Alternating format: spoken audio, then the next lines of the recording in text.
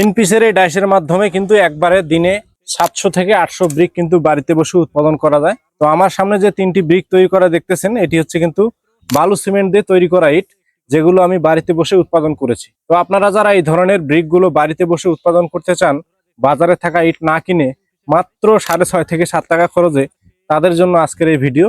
কারণ আজকের ভিডিওতে আমি দেখাবো 3 পিসের এই ডাইসের মাধ্যমে কিভাবে আমি বাড়িতে বসে ইট তৈরি করে নিজের বাড়ি করেছি। তো সেই সকল বিষয় বিস্তারিত বলার চেষ্টা করব এবং ভিডিওর শেষ অংশে আপনাদেরকে বালু সিমেন্ট ব্যবহার করে এই ধরনের ফর্মার মাধ্যমে কিভাবে ইট তৈরি করা যায় সেটি সরজমিনে তৈরি করে দেখাবো।